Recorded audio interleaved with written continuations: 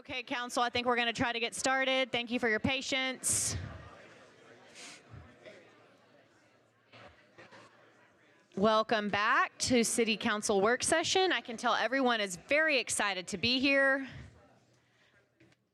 I will call us to order.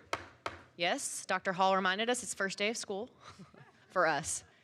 Before we get started, very importantly, it is Mayor Pro Tem Carlos Flores' birthday. Yay, Carlos. And as a result, Carlos, I'd like you to stand up right here and let us sing you happy birthday, please. Go ahead. I'm serious, actually. Yeah, yeah. So everybody on three can sing happy birthday to Carlos. Happy birthday to you. Happy birthday to you. Happy birthday, dear Carlos. Happy birthday to you. And not, hello, and not to steal Carlos's thunder, but it's also Brandy Ward, my office's birthday, and Scott Nishimura for Fort Worth Report's birthday back there, Both too. birthdays. Yes. I love it. Happy birthday, y'all. Okay, Jay, now the floor is yours. All right. So good afternoon. We have no upcoming and recent events to announce, but I do have, I would like to call Dr. Sana Syed up to introduce our new assistant director. Somewhat new. He was hired right before break. Good afternoon, Mayor and Council. Welcome back. I'm excited to introduce to you our new Assistant Director over SHOP, Todd Rice. As you will remember, SHOP is the interagency model that we created as a part of the departmental reorg, and this role supports Fort Worth TV editorial, graphic design, and community engagement. Todd is a North Texas native and University of North Texas graduate and brings more than 15 years of municipal communications leadership, including previous roles with the town of Prosper and the cities of Plano and Allen. His experience spans public information, crisis communications, marketing, photography, video production, and resident engagement. Todd is passionate about strengthening public trust through clear, proactive communication and helping residents better understand the work of city government. Todd, would you like to say a few words? Thank you so much, Sana. I just want to say how grateful I am for the opportunity to serve our residents here in the city of Fort Worth and also work alongside y'all and your district directors and the rest of the city of Fort Worth staff. So I'm looking forward to seeing everything that we accomplish together, and I just want to thank y'all so much. Welcome. Thank you. Thanks, Todd. Moving on to informal reports. First IR 26-007, the release of area from ETJ by petition of landowner, owner, or resident during a period of February through June. And DJ Harrell's here to answer any questions. No questions? Okay, next one is a development update related to Senate Bills 15-840 and 2477 from the 89th legislative session. And DJ is here to answer the questions on that. DJ, I just have one quick question while you're coming up. So on page, I guess, 2 of the IR, it says, UR, MU1, or MU2 district regulations do not have to provide pedestrian-scaled streetlights, but must provide enhanced landscaping and meet all other applicable district standards.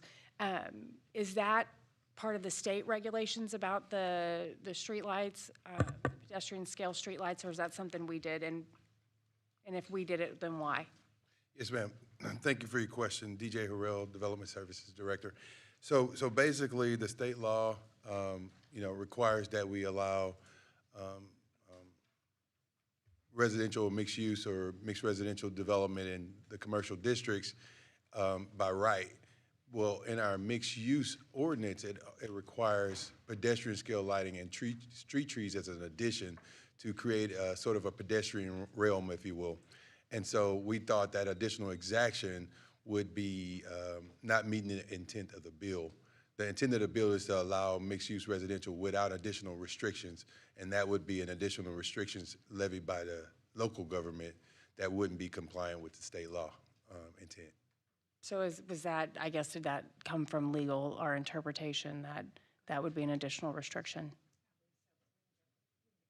Okay, that one just, if we could just get clarification on that. If it's mandated by the state law, then our hands are tied, and I'm not going to belabor the point, but I do have concerns if it's not by state law. I do have some concerns about removing that prohibition, or sorry, that requirement, just because those areas are supposed to be pedestrian friendly, and that's a safety issue, not just from a vehicular perspective, but also a public safety and crime perspective.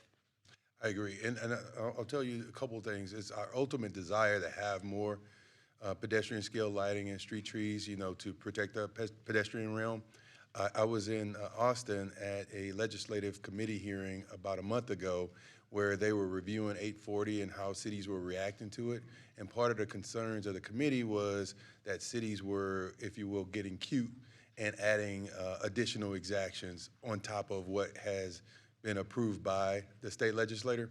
And so from a position here at the city, we didn't want to be in that batch. I'd rather be in a position where we're cute and keeping our folks safe, so. Understood. Mia, did you have a question? Okay. Anyone else on this one? DJ, we appreciate you. Thank you very much.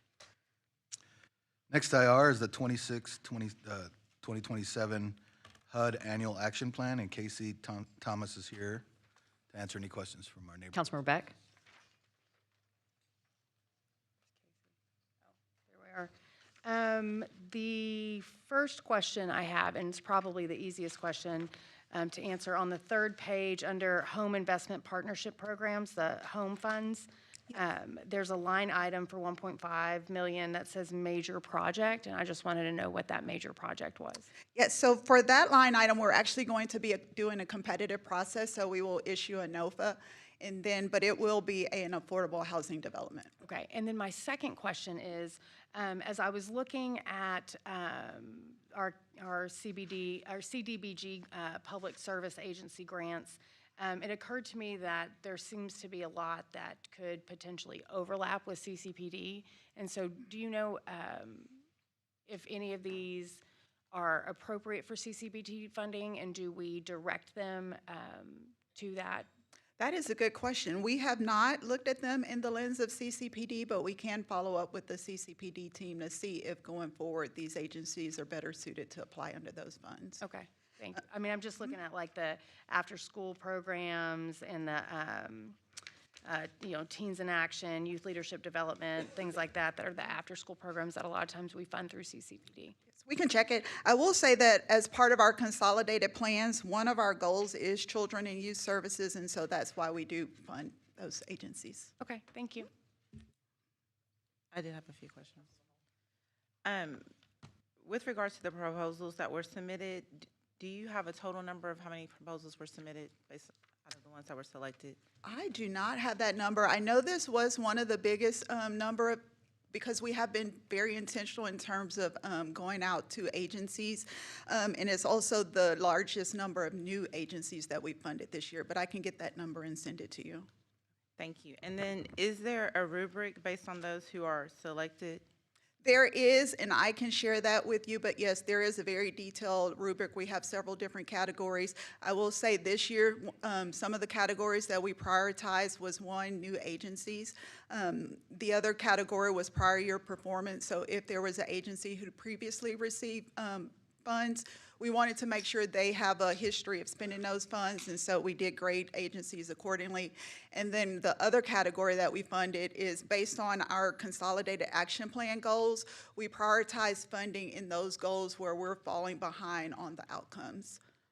So presumably, if we see the people selected, the organizations selected here, we can assume that based on the rubric, this is the highest ranking? Correct, yes. Yes, we went by score. I will say among our CDB agencies, the scores range from 80 to high 90s in terms of what scores they received. The ones that received lower scores were typically if their performance in previous years were not as high as we'd like it to be. But yes, we can provide that information.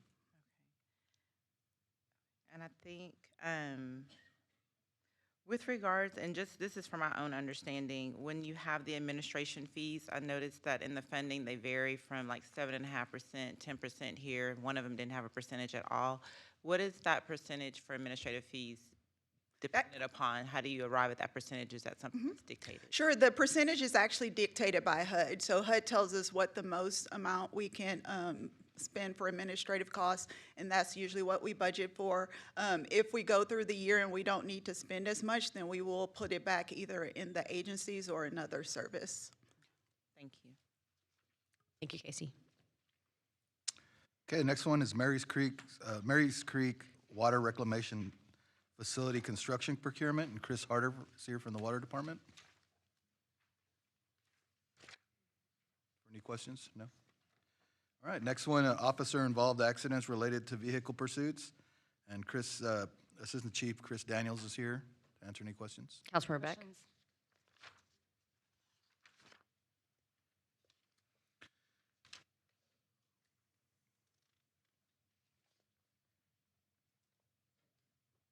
Afternoon. So first, let me start off by saying that this IR is a little lacking in information of what I was looking for. The goal of this IR was to really get an understanding of the total cost to the city that these pursuits are, just the total cost, the internal cost, the external cost. And the reason why is because I want to be able to justify us using advanced technology to reduce the number of accidents associated with vehicle pursuits. I think our policy is good, but I think in practice, right now, giving your numbers, 36% of all of our pursuits end in an accident. And if it's an accident with a suspect, it's an accident with uninvolved motorists, and it's also accidents with our officers. And so what I would like to see is some additional information, specifically how much these new technologies cost. I'd like some more specifics on what they are, right, and what we have available to us.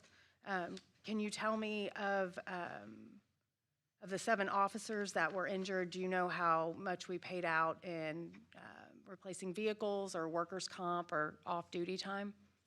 I don't have the number available at the moment. I'm sure we can get that for you later. And here it says that there were 48 non-fatal injuries. Were there any fatal injuries in that time period? So for these particular accidents, no. However, we had 4 critical police incidents that did have a pursuit component to it that did result in fatalities. Those are handled a little bit differently because it's a major case investigation. Of those 4, we had one where the driver was intoxicated in methamphetamines. Another that was intoxicated as passenger died during the course of the pursuit. We had a stolen vehicle, and then there was another where it was an aggravated kidnapping suspect that we were trying to stop. He crashed, and he died as well. Do you know how many lawsuits are pending as a result? I'm really looking at like these 6 completely uninvolved motorists, or? I'm not aware of any lawsuits. The last I heard is there was nothing pending, but I will get you an update. Okay. I would like some more information specifically on, when I asked for this IR, one of the things I asked for was how much the city has paid out in risk associated with these claims. I understand that there's probably only going to be six of them. I don't know to the extent the 17 passengers or 33 fleeing sub. Get them, Chris. Welcome back. Where was I? I'd like to know some additional information about that. And then, do you know how often we use the cameras in the Real-Time Crime Center for intervention on these pursuits? So of the 409, is that used every time? Is that a tool that's used every time? I can't say that it's used every time because sometimes these pursuits are very short in duration. They may go for 20 seconds, and by the time the Real-Time Crime Center hears it over the radio, they're having to access their cameras, figure out specifically where the officers are, and start tracking it that way. The specific amount is going to be very, very hard to narrow down. I will say the vast majority of our pursuits, as soon as Real-Time Crime Center hears it on the radio, they start getting involved, they start pulling data, they start looking at cameras, and start pushing that information out to the field. And to what extent, I didn't see anything about drone capabilities, but I know that we've launched some drones in the department, so to what extent are we using drones to help minimize the risk? At the moment, the footprint is so small because we only have 2 active drone pods at the moment. There was a third that we used briefly because it was connected to a trailer and the company had to move the trailer around. However, we should have 2 or 3 more drone pods up within a month. And the narrow footprint that we're testing right now, we haven't had very many pursuits in that area. They've been very responsive to those calls. We've cleared some calls without having to dispatch on-duty officers to those calls. But as far as car chases, we just haven't had that many there. Do you know if other departments are using the drones to, in pursuits? Yes. Actively? Las Vegas Metro PD, they use them very effectively. Dallas PD, they have a fairly new program. I believe Arlington PD, they're up and running also. Okay. When you bring me additional information, will you include how they utilize those, specifically maybe the number of drones needed to adequately deploy them in a real-time pursuit situation? Sure. I think that's all the questions I have right now. Yes, Councilmember Nettles. Okay. Thank you. I was a little bit concerned when you mentioned that there was no fatality injuries, but I looked it up actually because I remember Andre Craig, 57-year-old gentleman, Yes, sir. who was not involved in the police chase, died on Evans Avenue in District 8. But I saw that it was in 2023. So I will ask that, because one life is too many, especially if they're not involved in doing any crime. When you bring this report back, maybe more as a presentation, that we go back maybe 2 more years to kind of see if there's any other deaths that's taking place, especially for people who are not involved. And I'm looking at like the 17 passengers. Is there any, I know you guys are operating in real time. When I asked about this when Andre died, are we still having to call the sergeant in order to pursue? Who's giving the pursuit commands? The supervisors are the way the policy is written, once a pursuit kicks off, the supervisor has to come over the radio to allow it to keep going or to terminate it. However, the officer also has the authority to go ahead and terminate a pursuit if they think the risk is too high or it doesn't meet policy. And are we taking into consideration, I see it's only been like 17 passengers, but are we taking in consideration the passengers that are involved, the passengers that are in the vehicle during the pursuit? Yes, sir. Okay. I would like to, when you bring it back, maybe we can identify the type of pursuits that had those passengers in. Why was they being pursued? The type of crime, or why they was being pursued in the first place. And then I know we have the Real-Time Crime Center. When was it implemented? Oh, I'll have to go back and look at that one also. I would say it's been at least since 2017, but let me go back. Okay, because I think in your report, it basically says our goal is to utilize real-time crime centers assistance, technology, and industry-approved tactics to best practice to minimize the need for active pursuits. And so I kind of want to see, since that's been in place, have we actually minimized or has it increased the pursuits? When you bring it back. Sure, yeah, that's totally fine. But I will add this. Crime Center has grown quite a bit over the past few years, and we're fixing to expand even greater with the implementing all the other cities that we're pulling into the Crime Center to regionalize it. So we're going to have a lot more help down there as well. That's all my questions. Any other questions? Yes, Councilmember Flores, then Councilmember. Yeah, just one, Assistant Chief Daniels. And maybe you know this, but I'd like to know what damage or loss to material assets there may have been in any, pursuits involved. If you could supply that. Sure. When you come back with us with these additional questions answered. Will do. Thank you. Councilmember Larsdorf.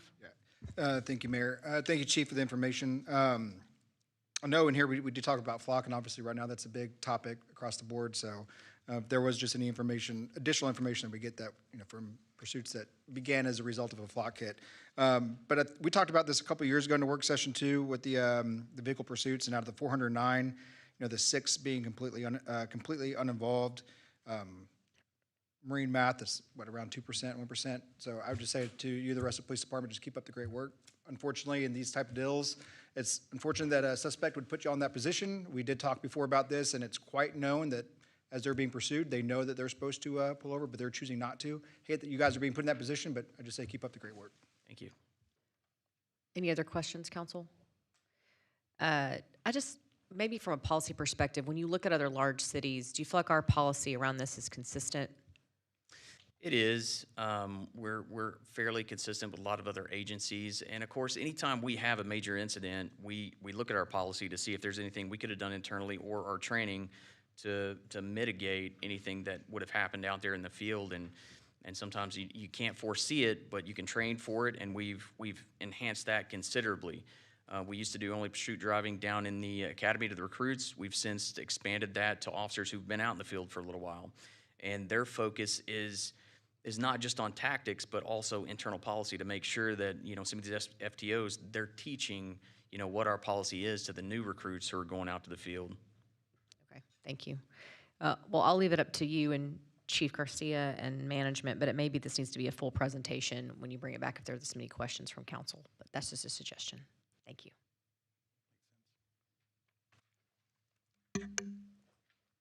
Next informal report is proposed changes to Chapter 10 Courts of the City Code, and William Rumley is here to answer any questions.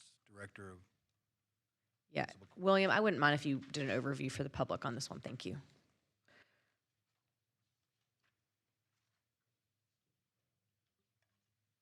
Good afternoon, Mayor and Council and City staff. William Rumley, Municipal Court Director. So Chapter 10 is specific to the municipal courts as well as the Parking Bureau, as it's named, which is the aspect of the citations and taking payments and the hearing officer. So these changes were in some specific categories that we had. Essentially, a lot of it was cleanup to ensure that we're in line with what state law changes have occurred. Organizational changes such as the ad hoc court committee is what it referred to, and other organizational changes.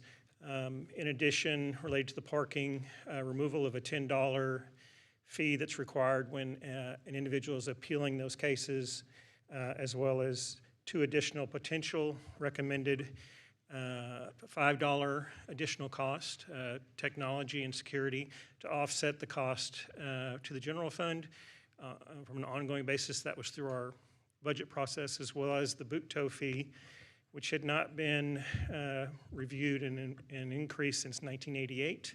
So it costs a little more now than it did in 1988 to provide those services, so from $50 to $75. A big point is that the process for judges' selection, appointment, reporting would go straight to City Council. I do want to note, failed to mention in this morning's presentation, but I did talk with Councilmember Crane after, just before this meeting. So we would come to the City Council, as we have in the past, with a recommendation for a process to select a chief judge or other judges, get approval, so that there's transparency from the beginning of who's on that panel and what's going on. And then upon approval, then we would go through the process to select, come back to the council for recommendations. Thank you, William. Appreciate that. Any questions, council? Probably not. Thanks, William. Next IR, proposed council-initiated zoning changes for certain properties in the Northside Tex Rail Station. And Eric Flatiger is here to answer any questions. Councilmember Flores. Yes, Eric, could you come to the podium, please, sir? Give us an overview to council, the 2 open house style meetings that we had, and summarize the reactions that we received, from those people who attended. Okay, happy to. Eric Flatiger, CMO Planning Division. The IR before you is to kickstart the process of council-initiated rezoning around the Tex Rail Station at the north side. And it's the beginning. The next step will be September 11th. A resolution will be before you. As part of that process, in working with MTP Flores, we have held 2 open house meetings for the public. We've had a reasonable amount of engagement with the folks. We have sent multiple letters to these people that are in this area. The goal is to give them information about the proposed rezoning, to give them an opportunity to comment, to express any concerns they might have. And we have had quite a bit of response.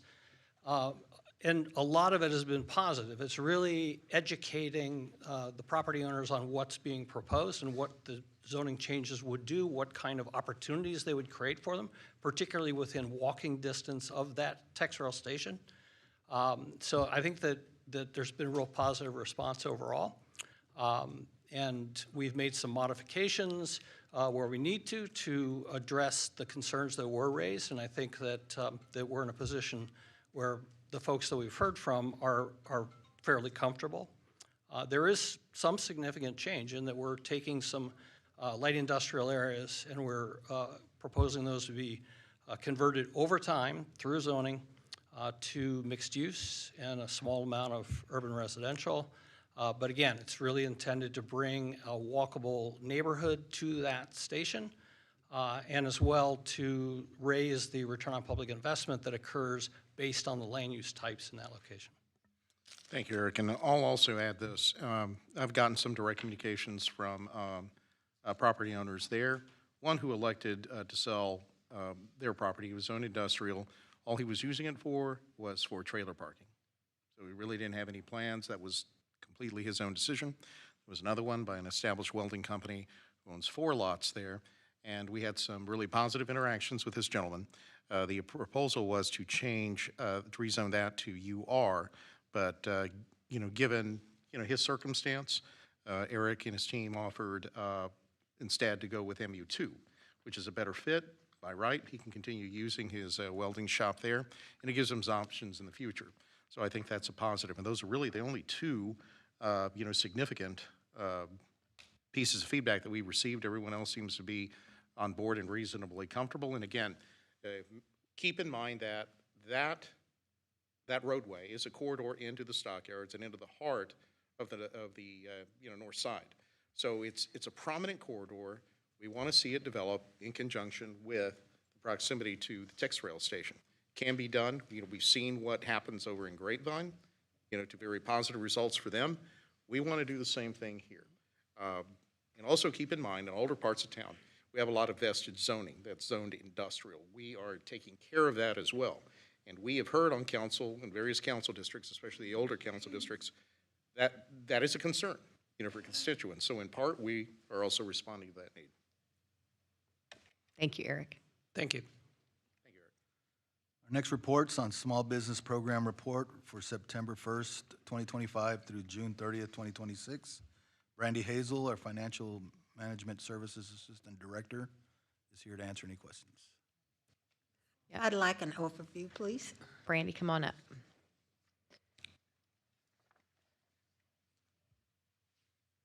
good afternoon. How are you? Our small business program began and took effect September 1st of last year. We've had a lot of success with our Adjust that program. microphone, Brandy. Thank you. There you go. Sorry. You're good. Short. Our program has had a lot of success. We've seen a 43% rate of award going to our small businesses. We do have our small business program for over $100,000. We have a 30% utilization goal for both goods and services and also public works. From $3,000 to $100,000, we do have our 5% preference available. And we have everything on our Bonfire electronic bidding program platform so that all vendors are able to see what we go out to bid for and they have the opportunity to bid.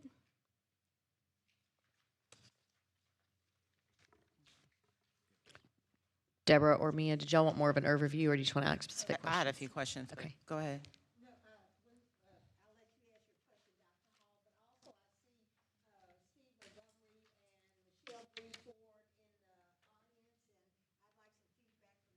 I can't hear Deborah.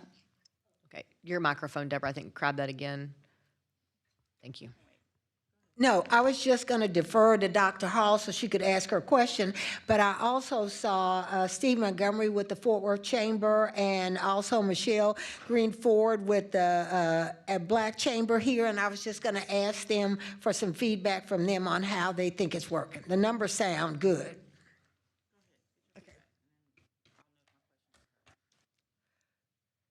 Steve and Michelle say I always put them on the spot, but it's the numbers for me. Good afternoon, Mayor and Council, and thank you for asking. When we were here last time, we talked about the process going well and the working together going well. And I say working together not just with the three chambers, but with city staff, the advisory board, specifically the Economic Development Department and senior leadership, assistant city managers and city manager. Everybody in the city has been hands-on with this process. What we're excited about today is that we see some numbers that show that we're going in the right direction. We're able to see the movement in terms of certifications, people being certified, the transfer from the certifications that were before, and now people are engaged in the process. That's very important because if people are being certified, then they're ready to go. In addition to that, what we see now, and I'm really thankful for Brandy and her team for all that they've done to help us to see specifically where we're doing well and what categories. Also, the advisory committee has started to work very closely with where we see some opportunities where we're not getting the traction that we need. So overall, a very good report, and I just want to thank everybody that's involved in the process. Thank you. I'm looking at Dana for leadership and all that we've done, and of course, Jessica and Ori, we're all working very well together. Thank you. Echo what my colleague has said. I think this is a great example of when the city and the business community can collaborate to the benefit of the small business community. This is a great program. We have some work to do, but I think we're making great progress. Thank you. Councilmember Hall.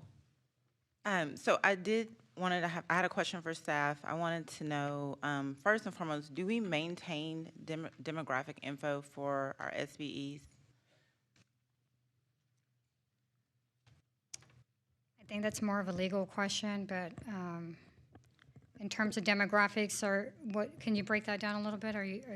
So if I understand correctly, and if I'm out of line, I guess legal will check me on that too. But my understanding, if my head is wrapped around this correctly, we moved to the small business enterprise certification as a result of our mandate to dissolve our DEI practices, policies, programs, and things with regards to procurement, correct? So I understand that we can't use certain criteria to qualify vendors for contracts and things of that nature. So the SBE was the next greatest pivot, right? And so that's what we've been using, and it looks like it's going in the right direction. But I guess I'm curious to know that in utilizing the SBE, what does that really look like globally? Are there any unintended consequences? Are there any marginalization of our residents and small business owners? Just wondering what that demographic information looks like. It may not be the decision-making process, but we still can know what the outcomes are and how things are shaping up. So that's the basis or foundation of my question.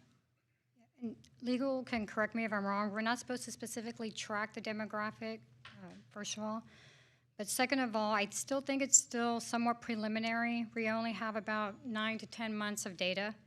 And so for us to truly identify those gaps, I think that's where the small contractor development program consultants that should be starting later this month will kind of help us identify some gaps in the programming. So if I hear you saying legally we can't know? No, we could track it. It's just not something that we've looked at for this program. If that's something that we would like to add to, whatever sort of information we collect from the small businesses, we could certainly do that. That's just not something you could base your decision-making on, to your point. Okay. So I would like that to definitely happen. I think we should be tracking those demographics so that we can know the other areas in which we have success or other areas in which we have the opportunity to grow. I also, and first and foremost, I do want to thank staff, and I want to thank the chambers for their work. I don't know, Deborah and I celebrated our year anniversary, right? And the first thing that we did was this whole DEI thing, and the SBE was a great response to that. So I do celebrate that we had growth in this area and that these things are happening and that our businesses are getting certified. But I am just curious to know what that looks like. So I do have an IR request. I think I would like to know, well, I guess you've already answered the question. We're not doing that. But I would like to know what staff or the city's plan will be moving forward and how we can get something like that coming online so that we can measure and know what our outcomes are.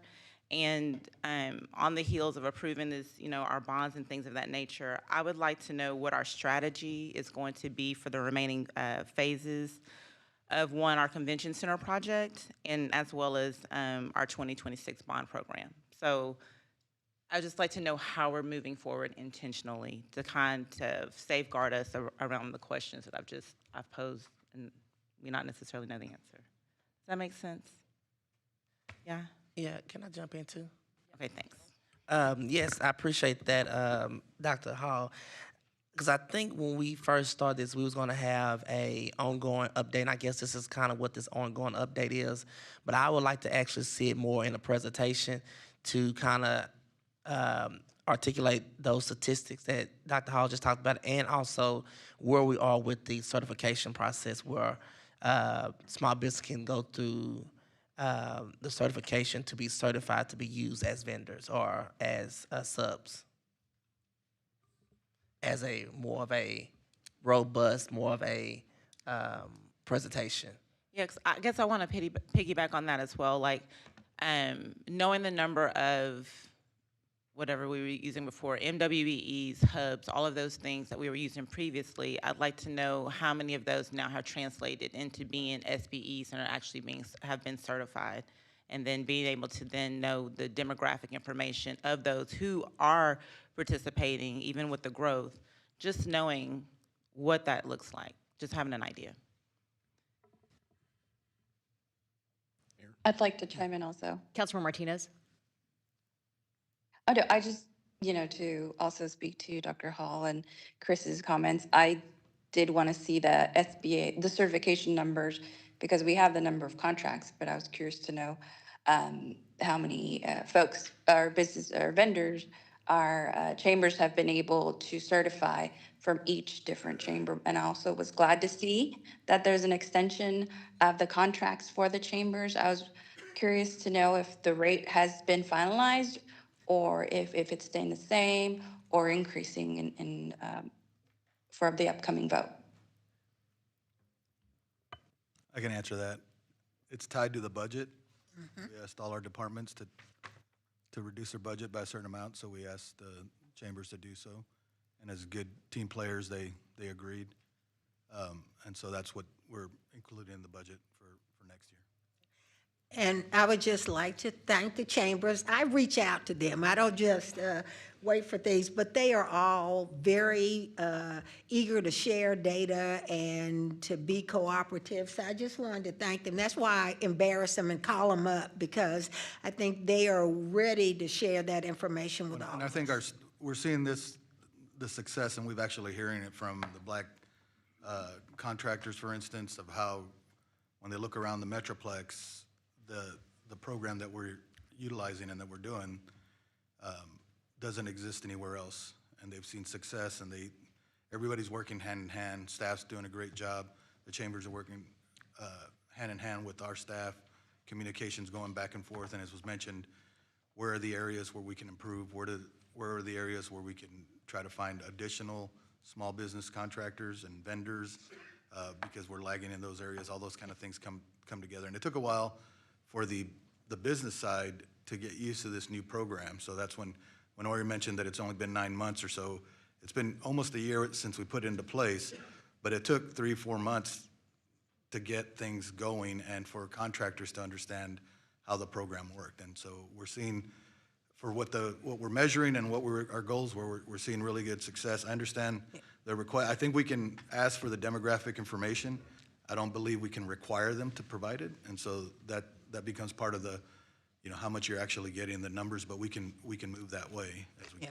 I also understand that we're under a budget crunch, but I do want to go back. This is the very first thing when we put it into place, is I wanted to be sure that we were funding them appropriately. And as their work increases and they're bringing more people into the program, I'm not asking for it right now, but I do want us to go back and monitor the program to ensure that we're funding them correctly for the increase that they're seeing. Understood. Councilor Flores? Yes, I see that in the informal report, we have what we achieved as far as overall goal and participation. Does that overall number or include specifically procurements and bid solicitations? That's my first question. Yes, so it does include anything that was subject to the small business ordinance All for right. Public Works and also goods and services. Okay, so is it an accurate statement to say that that participation, when it comes to, again, procurements and bid solicitations, have seen increases based on prior numbers prior to our change in the ordinance as it relates to DEI? I'm not sure. I will have to get back with you. Okay. Yeah, I'd like to get a number there. And then my last item is this. I know that Erica Garza, the Fort Worth Hispanic Chamber, is not here, but I think there's some staff. I just want to acknowledge them and give them the opportunity to say anything if they so choose.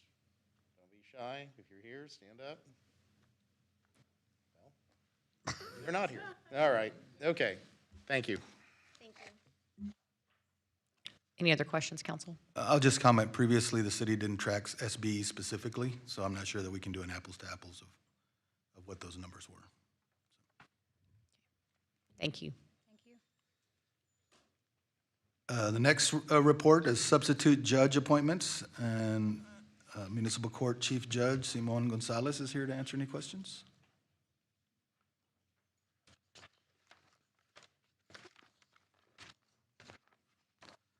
Okay, the next report is Summer Food Service Program updates, and Dave Lewis, Parks and Rec Director, is here to answer any questions. Yeah, I think Councilmember Hill has some questions. Yeah, Dave, I just wanted an overview and specifically why the sponsor was denied. Same.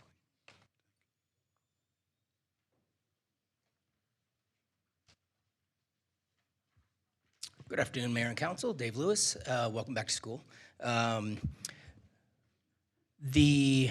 A little bit of background on the program. It's administered, the funding begins with the USDA, and it's administered locally through the Texas Department of Agriculture. Through that, sponsors connect with TDA and then administer it to various program providers such as the City of Fort Worth. As such, we are not directly affiliated with TDA, so we're not privy to officially why that sponsor was denied. I will tell you that they covered the entire program last year without being reimbursed. They covered it themselves. So this year, we were notified after about a month that they weren't going to be approved again, and that's when we sought another vendor through TDA, and they were able to begin providing the meals after about a week of service that the city had to reimburse the previous sponsor for. Will this change how the program's administered for next summer? We now have an officially endorsed partner through TDA. Okay, we'll just use them next summer as well. Yep, Okay, absolutely. And a different provider for after-school program as well. Okay, great. So with regard to that application process, they didn't have to be approved prior to our commitment with them? We don't actually see their approval process at all. We link up with them, and they take care of the funding piece of it. And this year, they said, sorry, we've been denied. So we had choices. We could immediately find another partner or go ahead and stay with them in that interim. But we wanted to obviously fill the gap. The MNC that you'll see next week is to seek ratification of the appropriation of the funding for that 1 week gap that we wanted to make sure that the kids got the meals during that gap. Did we go through an application process? I know it was moving quickly. Did we go through a procurement or application process of who we chose for the next group to feed? It's a good question. I don't know the answer to what the procurement process was on this. Okay. Yeah, because I'm aware of the program, and I know that it's a state-funded program, and it goes through, and sometimes you don't know that you're not approved until like the day of or right before. So I understand the process. We have to move on. But I know there's so many different sponsors that are out there in the sums of thousands. I'm just wondering, how did we come up with this one? I don't even know who the sponsor is, but what the process was to choose them. Yeah, and because we're not actually purchasing anything, we don't have a legal responsibility for procurement, but I will figure out how we went with that previous partner. And I know really quickly in talking to TDA, that's how they recommended the provider that we're now going with as a reliable partner with TDA. But I can find out how we got to the original partner. TDA recommended it. Yes, so when we knew the sponsor had an issue, we called TDA and said, who else is eligible that we could get the meals through? They recommended the new partner, and we went with the new partner for the remainder of the summer. Okay, because normally they provide a list, and you can go through. And listen, I'm not. I don't know who you chose. I'm just talking through the process. Normally they provide a list of different individuals, because one of the things is each sponsor provide a different type of meal or different type of service, whether customer service, whether the type of meals and how they're prepared and where they're prepared. And so I think if they're going to be feeding the summer program, which is, I don't know the number of kids here, we want to make sure that we got the best one that we can, and not just one that somebody just gave us on the fly. Sure. So, Dave, I don't want to beat you up, but I think this kind of goes back to my previous concern and question, and just basically emphasizing, and this is not, your cross to bear, but when we pivot to another contractor, sponsor, whatever the word we want to use, and that's at the recommendation of someone else, I don't know, their cousin, their friend, their brother, nepotism, maybe not. I don't know, but when we don't have practices or a cultural practice, that just really gives me concern and pause on how we may be conducting business here in the city. So I think to Councilwoman Hill's question about who we'll be using going forward, it almost sounds like it's automatic that this person will continue or this sponsor will continue, but they weren't competitive. They weren't selected by any special means, and so we are inherently disenfranchising someone else by doing it that way, in my opinion. So I want to just give something to think about and maybe kind of shore up our cultural practice with regards to how we are doing our procurement, how we are entering business with people. Yeah, no, I appreciate the comment, and we have no existing contract for next year, obviously, so if you'd like to see something different of how we select next year, we're certainly willing to look at a different process and vet it more. We'll look at that process. Very emergency this year to get them on board. And I do understand that it was an emergency. I definitely want allowances for that, but just moving forward. Thank you. Councilmember Craig. Yeah, Dave, I have a question. How many community centers do we have? We serve meals at 22, but one of them is ineligible for this program because they use demographic information on, median household income. Which one is that? Betsy Price. Okay. And then when this came back, it looked like they only went into 21 sites. So which one didn't get it? Betsy Price. But the current, because the current vendor is not being reimbursed, we are paying them to serve just Betsy Price. So the city is funding Betsy Price to get meals through the summer program. Okay, I'm just looking at the numbers. If there are 23 total that we have, and 22 got them at this point. Where do you get to 23? Doesn't the IR say 22? I'm looking at the website. Okay. We got 23. We don't count RISE, we don't count the North Park YMCA. See where I'm going with this. Yeah. Sure, but they may have their own meal program, but we can look into that and see if they need us to sponsor that, but they would have to connect with that sponsor as well as the managing agency of that center. Yeah, I just wanted, this is where I was going with it. We've had this problem before where RISE is not considered as part of these programs, the way the agreement's done with it. But yeah, but we can't manage their program. That's their job to manage. And if they need our assistance, I'm happy to include did they them in get this. meals this summer? I don't know. I don't know the answer to it. Yeah. So I just want to make sure they're not left off when we're doing this as part of it, right? Gotcha. Thank you. Thank you. Thank you. Appreciate it. The next report's an update on selection of consultant for Economic Development Strategic Plan, and Jessica Rogers is here to answer any questions from Economic Development.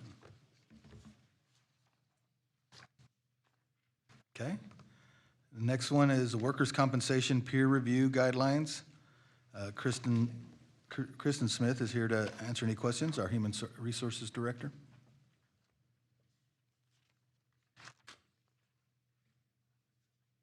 And that's the end of the IRs. Thank you, council and management. We're going to move on to any changes in boards and commissions that need to be brought forward at the work session today. If not, any significant zoning cases that are coming up on the 11th or MNCs. Okay, we'll roll into our first presentation, which is the World Cup wrap-up and post-event recognition. Sunny Saxton is going to kick things off. Thank you, Mayor and Council. Good afternoon and welcome back. Sunny Saxton, Director, Emergency Management and Communication. Today I'm joined by Visit Fort Worth and the Sports Commission to provide a World Cup wrap-up and recognition of our members that helped out. But first, I'd like to set the scene with a video. Let's see if this works.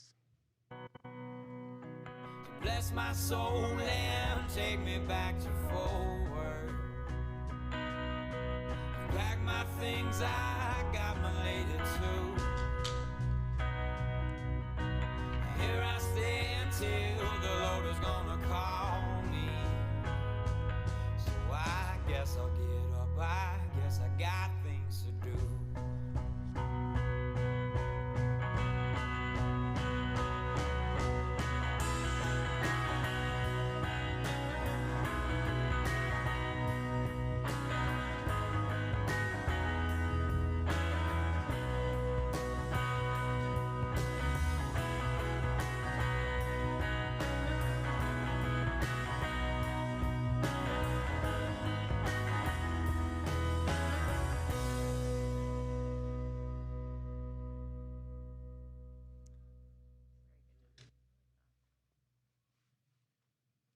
Well, thank you, Council, Mayor, City staff. We appreciate the opportunity to present today. Some of our key findings, and I don't know if we can pull it up on the screen for you, but this was a marketing win for Fort Worth. Now, while there was center stage and the spotlight was on Arlington and the 9 matches that were there, Fort Worth got to garner a lot of that attention. We had over 3 million visitors visit the Stockyards District or Sundance Square. And to give you some nuggets behind that, our rodeo saw over 55,000 tickets sold during that span. So while there was 9 matches in Arlington, we had a 10th match right here in the Stockyards too at our rodeo. We had strong media, social media, film requests from Argentina, Japan, the UK. We had 85 film and media requests to our office. So to give you some perspective, that's 17 times our normal average over the course of a month's time. So I don't know if you got to see all the social media from it, but seeing the Viking Row, from Norway right there in the Stockyards, or seeing in England, seeing Sweet Caroline at the Coliseum was just such a fresh breath of air, to kind of showcase our districts. With that, at Visit Fort Worth, we were able to inspire that community spirit. And part of that was through our Howdy brand. So with regional collaboration with the North Texas Organizing Committee, we were able to host the Draw Party back in December, the official FIFA media party to kick things off in June, and we displayed our brand to the world. So much so locally, over 180 businesses joined in on showcasing our brand. The signage ordinance that we worked with the city staff on allowed us to welcome visitors in new ways to our entertainment districts through wayfinding, getting people to Sundance to our watch parties, getting people to Central Station to commute between matches. Additionally, we unveiled a soccer ambassador program to make sure that our hospitality community and our community was ready to welcome the world. We had over 1,000 people participate in that. Visitor numbers, 9% above a usual summer. Now, that doesn't take into account the international visitors. We don't have that cell phone tracking data, so that 9% is actually higher than what we're telling you today. Additionally, other host cities, the 16 host cities, they weren't allowed to host major events during that World Cup span. We were. And so with sports events and conventions leading up to the World Cup, we've had a great hotel year. And events like the FFA convention, you saw 16,000 blue corduroy jackets here in July. I don't know how they did that. Seems a little hot to me. But overall, conventions like that definitely boosted our tourism numbers. And then our hotel average daily rate was up 22%. So all in all, these are some of our key takeaways. If I could say to the Fort Worth City staff, your partnership and collaboration was key to make sure that this was all successful. And talk about the marketing behind this and the promotion of Fort Worth. This doesn't happen if we have a negative event that takes place. So shout out to our first responders during that 39 days to keep our community safe, to keep our visitors safe. And overall, we're set up for success in the future. So how we're gonna welcome large events, how we're gonna welcome large conventions, we have the blueprint on what it takes to make sure that we can make sure everything's successful moving forward. So with that, I'm gonna turn it back over to Sunny to kind of give some perspective from the city side.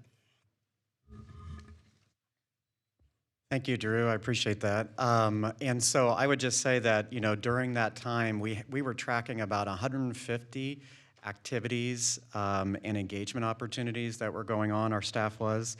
You may ask, how did we do that? You may recall that we had 5 committees that we set up with over 200 staff members that were supporting those weekly and monthly.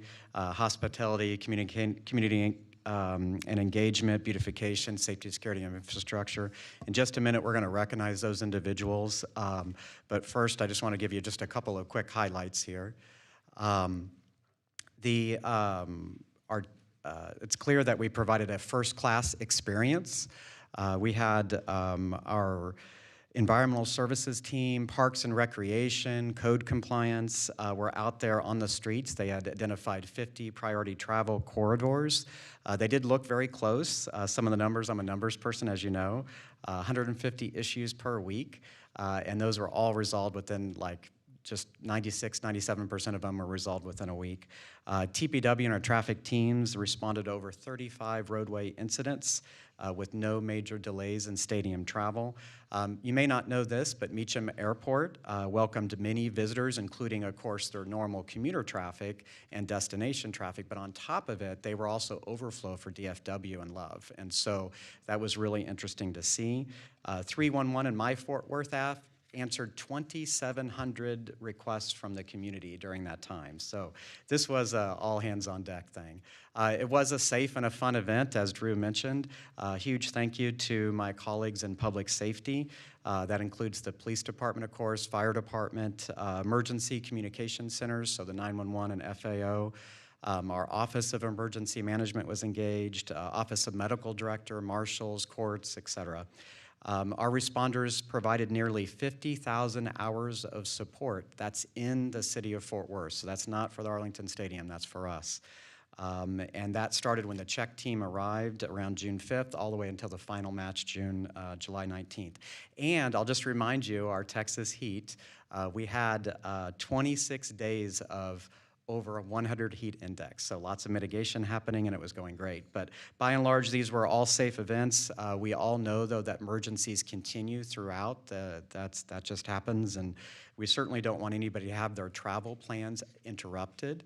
And I will just mention that ahead of time, we deployed technology and tools such as language translation services that served our residents as well. Behind the scenes, we had a tremendous amount of work happening. Our Joint Emergency Operations Center supported information sharing and situational awareness with all of our partners. Fort Worth had representation in not only the Dallas and the Arlington EOCs, but also our police department participated and was on site in Virginia at the International Police Coordination Center throughout the event. We have so many partners that I would thank, including those that are pictured here, such as Tarrant County Emergency Management and the Health Department, Texas Department of Emergency Management, Trinity Metro, NCT COG, and Transportation Planning teams. So special thanks also to our finance and Fort Worth lab and PMD and just everyone that I can't mention enough of them. Our grants team also will be working with NCT COG to work on some recovery for some of the public safety costs. Lastly, I'll mention that as an after-action review is already in progress, we're looking at what went right as well as what we can improve on, but my number one and strongest takeaway already is that Fort Worth knows how to shine on the world stage, so we know how to do this. And so it was really great all around. With that, I do want to just say a couple of quick mentions, and then I'll hand it to Deanna. Of course, we're thankful for your office, Mayor, for working with us, as well as City Manager's office, but Visit Fort Worth, Sports Commission, Neighborhood and Entertainment Districts, we're there with Deanna and I throughout, and we really appreciate that. I have a couple of work group coordinators that I just want to mention by name that really kept us tracking. That was Quinn Kohler and Armida Garcia. And so with that, I'll hand it to Deanna. I think Fort Worth stole the spotlight on a global stage. I think y'all would agree too, just seeing the numbers that Visit shared with us. But I do want to take a minute to really thank the city team members that really put the plan into action. They spent months and in some cases years really preparing for a regional support. And so you mentioned kind of just working with the North Texas FIFA Organization Committee, but this is really demonstration of what, as a regional community, when we pull together, what we can achieve. And it's a once-in-a-generation opportunity that they accomplished very successfully. And while we had all of those large volumes of people come to the city of Fort Worth, we didn't really have any major significant events, and so hats off to the first responders that really worked together for this. But I do want to recognize a few names, on specifically our hospitality work group that was led by Mike Crum, Bethany Warner, Senna Saeed, and Mitch Witten from Visit Fort Worth. They really helped our city to feel vibrant, welcoming, and ready for the visitors to create an unforgettable experience. Our communications and engagement work group led by Sana Saeed, Andra Bennett, and Tom Martins with Visit Fort Worth really worked on unified communications and branding internally and externally for positive awareness and engagement. Our beautification work group led by Cody Wittenberg and Dave Lewis elevated the city's visual identity and cleanliness and attractiveness to ensure our community shined at every turn. Our safety and security work group led by Police Deputy Chief Mark Barthen, Fire Deputy Chief Richard Harrison, and Sunny Saxton provided diligent leadership across emergency management, police, fire, medical, and public safety partners to keep Fort Worth safe and prepared. And lastly, our infrastructure work group led by Kelly Porter, Jim Kiesel, really strengthened the mobility planning, the transportation coordination with Trinity Metro and TxDOT, traffic flow considerations, and just adjustments to make sure that people were moving throughout our city safely. We also have a number of community partners. There's too many to name, but there's a couple that really stand out. Our work with Tarrant County, City of Arlington, City of Dallas, Trinity Metro, DFW Airport, TxDOT, the North Central Texas Council of Governments, Texas Department of Emergency Management, our local hospitals, Leadership Fort Worth, Sundance Square, Stockyards Heritage, Near Southside, Downtown Fort Worth Inc., Camp Bowie, and our many restaurants, hotels, and destinations that really came together to support this event and the visitor experience. A special thank you to Armida, also Armida Garcia and Quinn Kaler from the Emergency Management Services. As I said, Fort Worth really stole the spotlight. All of those individuals that came to our city that were sharing on their social media presence. We had free marketing, unbelievable number of individuals that were really sharing our event, but it was a true display of one city and one team. But before we close, I have one small surprise. For all of those that are in the audience today that were staff members that helped with the city event, please stand. And I know there's tons of you guys, so please stand.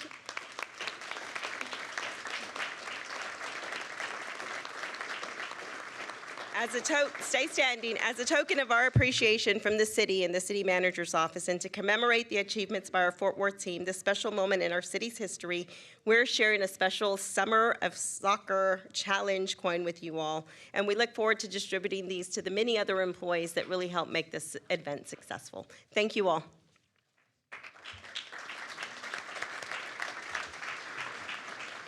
Thank y'all. Councilmember Beck.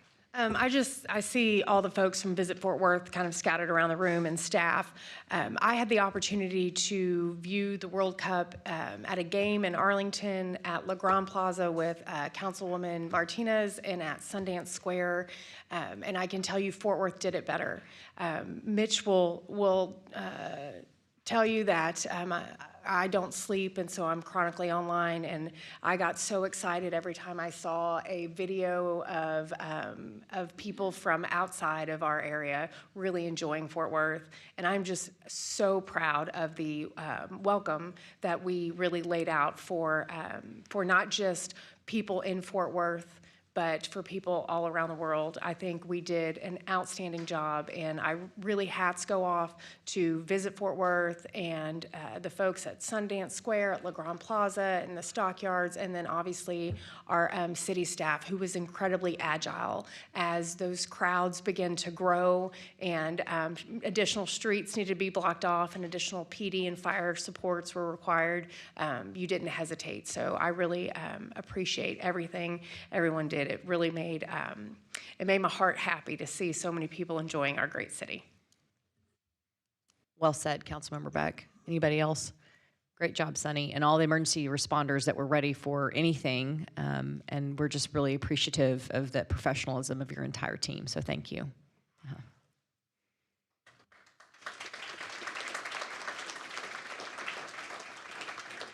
Okay, next up is the Department of Justice Crime Reduction Grant, and I believe Chief Garcia is presenting this item.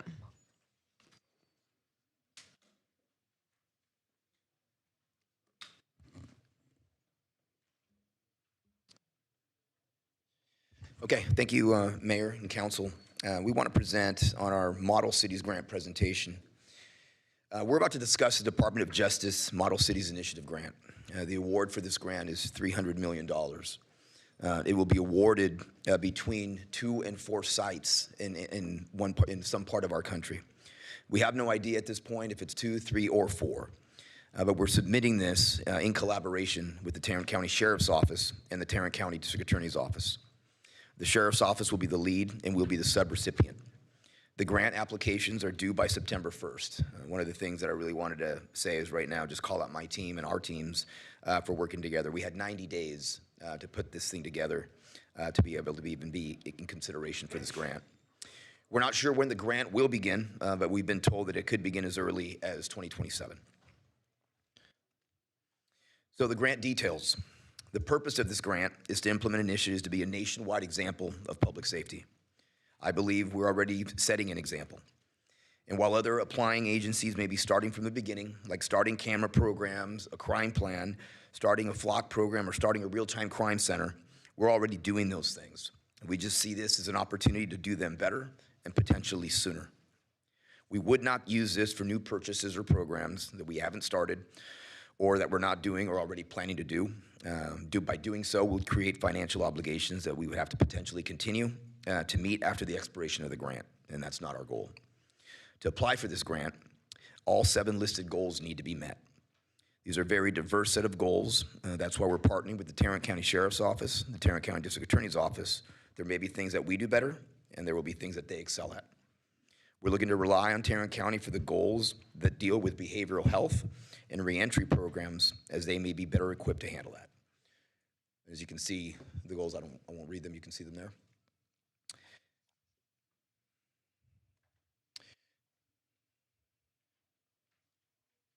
When we talk about eligibility and terms, this grant requires a comprehensive vision. This is something we do already. A perfect example is the City Manager's NetForce program. That program already looks at programs from a multifaceted approach, which aligns perfectly with the grant. Also with our current crime plan, as we will start delving into police network investigations with this, a continuation of that vision. We collaborate with the DOJ. The grant requires us to work with the DOJ on strategies. We'll be submitting our plans that align with the Fort Worth vision and mission. We'll then collaborate as the plan moves forward to ensure we're using grant funding in effective and efficient ways by analyzing data and results. It is not their intention to dictate our plans. The grant encourages applicants to be innovative and creative in their approach. Allowable costs. This slide lists some examples of allowable costs, but as stated before, the grant encourages applicants to be creative in their approaches, and the listed examples on the slide are just examples. Alignment with our strategies. There's some examples of strategies we're already doing that align perfectly with this grant. First, our Fort Worth crime plan. The grant wants a data-driven approach. The NetForce program. This aligned with the required comprehensive approach of the grant. And then our Trident Real-Time Crime Center. The grant wants applicants to leverage technology towards crime reduction. These are sample requests, a list of sample requests, but our plan is still a work in progress with Tarrant County. Our initial focus is putting forth strategic goals as opposed to very specific purchase items. We anticipate the next phase of the grant application process will be more granular in detail if we're invited to the next phase. What that means, there's two phases to this. The one phase is to narrow the group of cities that would be selected, and then once that group is even narrowed, then they'll further drill down on individual agencies to get next steps. We talk with stakeholders and partnerships. We rely on our partners to meet the diverse goals of the grant application. Obviously, the Sheriff's Office, the DA's Office, the U.S. Attorney's Office, and existing social service providers. For example, One Safe Place, Alliance for Children, the Night Shelter, and MHMR. We're currently working on a collaborative list of social service providers with Tarrant County that will align with the goals that we'll be reaching out for support.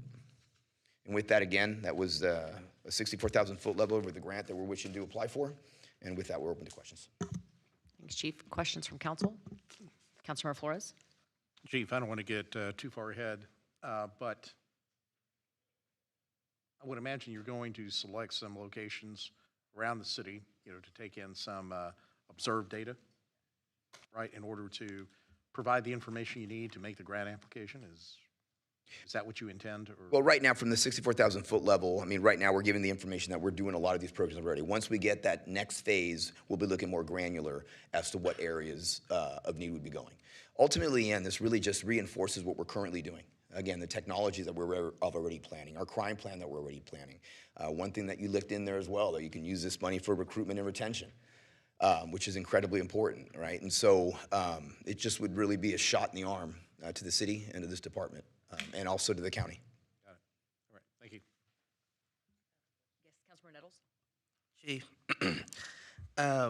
is this a grant that we are applying for, or is this a grant that the Sheriff Department is applying for? We're applying together. Okay. And I think on maybe the slide before, you mentioned that the Sheriff Department is the lead, is taking the lead on it? Yes.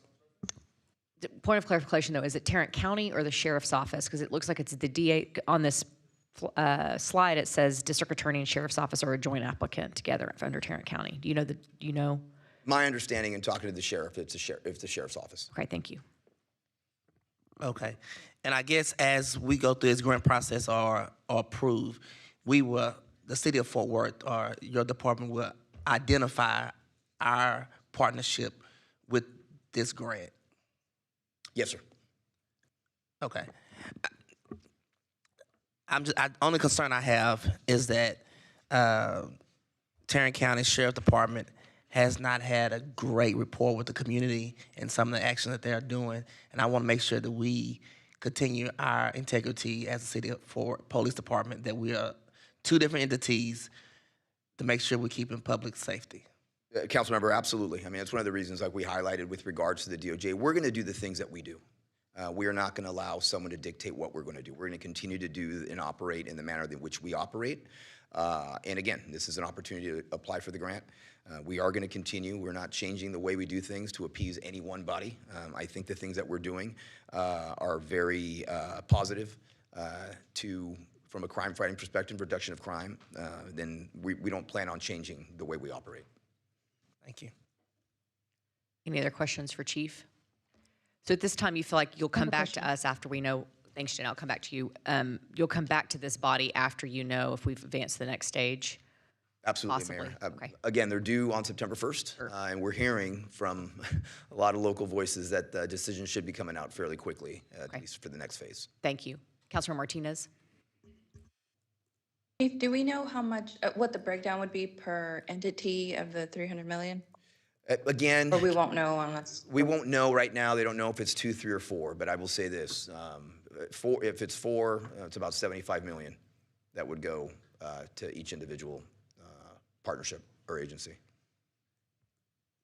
So each entity would have their own strategies, different strategies, and so different requests, correct? Again, this is going to be spread out throughout the country to those 2 to 4 different areas in the country. Each one of them is going to have to be meeting what the grant needs are individually. We're meeting a lot of them already in the Fort Worth way. And each entity will have to meet those requirements. Well, I guess just, will the DA go in line with what the strategies that Fort Worth is proposing? We've had conversations. I've met with the DA. He's incredibly supportive of us applying for this grant and supportive of what we're doing. Thank you. And also with the U.S. Attorney, with Ryan Raybould as well, who also needs to be an incredible partner in this, and he is very supportive of us also. The chief mentioned about the city not going into any new areas with this grant because the current plan lines up so specifically with the grant requirements when it comes to what we do as a city. The pieces that are missing are the social piece, the reentry piece. That's all the things that the county does. So if you bring in the county's piece, then the whole thing lines up well. Again, to not commit the city to long-term new endeavors, the idea is that we'll just continue to do our crime plan and it lays perfectly into this grant. So that's why the interest kind of lines up. Any other questions? Thanks, Chief. Thank you. Okay, next up is an updated fiscal year 2027 projected general fund revenues. Christiane Simmons with Fort Worth Lab is going to start our presentation. Good afternoon, Mayor and Council. Well, we too have been busy in July. We've been doing the budget, which is that more exciting than soccer? I'm not sure. We can all agree to disagree on that. As you know, it is a challenging budget year. We've talked about that in our anticipated gap a couple of times. And so balancing the budget is still underway. You'll hear about the fruits of that next Tuesday on the 11th.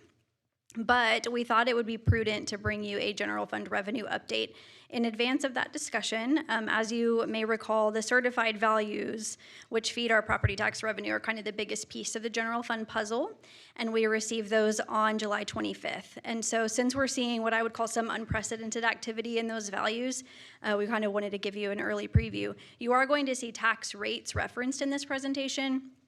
These are our required tax rate calculations under truth and taxation state law.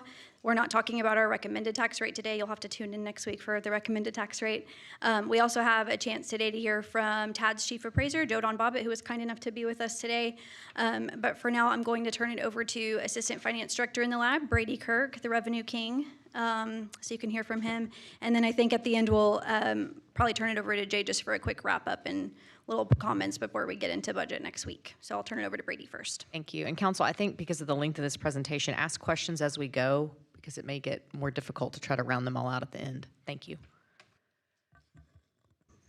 All right, thank you. Well, good afternoon. I'm Brady Kirk of the Fort Worth Lab, Assistant Director. With all the birthdays today, I wanted to start out by saying it's also my birthday, but it's not really. So, but I thought it would win me some goodwill if I did. Now, normally, at this point in the budget process, we would wait until next week when we're showing you our recommended budget to talk about our certified values and how those came in, but it's a little bit more of a significant update this year. So we're coming a week early and showing you what those look like. And like Christiane mentioned, Chief Appraiser Joe Don Bobbitt is going to follow me. So I'll talk more about the values and what it means for our budget, and he's going to talk more about how TAD determines the values and applies state law. So starting with some legislative updates from the Texas State Legislature that are new this year. A few things dictating this process. The first one, as a reminder, we had a major exemption on business personal property, and that exemption value went from $2,500 to $125,000 per account. So you're definitely going to feel the impact of that when I'm going through the values and how we did overall. Then the next one is when I say truth and taxation, or I might shorten it because I'm so used to doing it to TNT. That's the state's program that determines how we come up with these rates. So every year we have to submit this worksheet that's publicly available, and this year we also have to publicly post this extensive evidence document that shows how we calculated everything on there. And then finally, one thing that we thought was going to have an impact on our budget process is that the state adopted Senate Bill 973, which said that all taxable property is supposed to be appraised as of its market value on January 1st. So that was, in our interpretation, largely in response to something like a reappraisal plan like the Tarrant Appraisal District has, which doesn't require annual appraisals. But the law was not quite as specific as we might have hoped, and so I think it's been interpreted as property is appraised as of January 21st, just not this January 21st. So moving right into our values, I'm going to start with our history of erosion. And when I say erosion, what I'm talking about is how much value we lose between when we get the first estimated rolls or estimated values in April, and then when we get the final certified values in July. Now I'm going to spare you the bad Forrest Gump impression, but really in April, you do not know what you're going to get by the time we get to July. So we've had as high as almost 99%. That's 1% erosion. And let me just walk you through the past few years, kind of to take you briefly on some of the journeys we've had. So 2 years ago, in 2024, we had 6% erosion, which at the last minute was really a pretty hard thing to work into the budget. That was much worse than we expected, and so that was a hard thing to account for about 2 weeks before we brought you the FY25 recommended budget. So last year, we were planning around that figure, and we didn't have reappraisals either, which was an extra challenge. So we were thinking it might be around that 6%, and the staff from TAD recommended a figure that wasn't that high, but what it actually came in at was less than 2.5%. So that was better than our estimate and better than TAD's estimate. And it was better than the 10-year average of losing about 4%, which is up there on the screen. So this year, seeing that once again, residential property was not being reappraised, we were considering a scenario around 6%. TAD provided an estimate. We know they don't have a crystal ball, so they can't predict it, but they were assuming it might be similar to last year's of about 2.5%, and what we ended up getting was about 9% erosion. So that's by a pretty wide margin the worst that it's been in this 10-year history. And when I was looking at this today, just trying to think what's a touch point for that, last year we didn't even have 3% erosion total. So we were kind of using that as a guide. This year, we're 3% worse than the previous worst case over the decades. So we weren't necessarily using last year as a guide, but we didn't think we were going to come down to an all-time high on that. And then before I go into more about the values, this is just a breakdown of how much we have in each of our counties. So the vast majority is still probably always will be in Tarrant County. So more than 92% with most of the remainder in Denton County. Now Denton and Parker and actually this year Wise too, they're growing at a much faster rate, but it would take a lot of years of that kind of growth for them to ever get close probably to even 25% in aggregate. But this is a breakdown of how we did in each of our counties for this year. So in FY 2025, kind of like I mentioned, despite the reappraisal plan for the Tarrant Appraisal District, we did a good deal better than 2024, coming in at almost 6% growth on the values, and that was broken down 2.5% of new growth or new property that hadn't been on the roll in tax year 2024, and then the remainder 3.4% being existing growth or appreciation in value of all the properties that were on the roll in tax year 24. So this year we saw commercial values really come back to earth. Those were a major thing that was driving that strong existing value growth last year. So that's one thing that played a big part in why we didn't do quite as well. and that residential loss continued. So later I'll show you more of a breakdown of by property category, but it was, if we're talking about where the losses really are, that's on the residential side. It's just that the commercial didn't grow as much as it did last year. So in Tarrant County, we did get overall 0.5% of total growth. That's due to 1.8% on the new construction, which offset 1.3% decrease to the existing values. On Denton, we did comparatively pretty well overall, not as well as we're really used to doing in Denton, but we got almost 4% new growth and a little bit of existing growth. Then in Parker, we actually are seeing a little bit of the same things. So protests are really high everywhere, but we at least captured more than 13% in new growth in Parker. So we're continuing to see that part of the city grow. And then in Wise County, it's a very small percentage of our overall value. So we shouldn't make any big plans based on this, but we got 300% growth in Wise County because there's a new subdivision there for the first time. So bringing it back last year, we saw almost 6%. So we were projecting something in the 2 to 3% range, but we ended up at about 1%.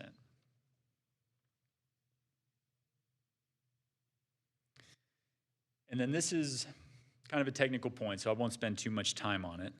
But there's two kinds of cap loss we can have right now under state law. So a homestead can only grow at 10% per year in its appraised value, and all other property right now under a law called the circuit breaker can grow at only 20%.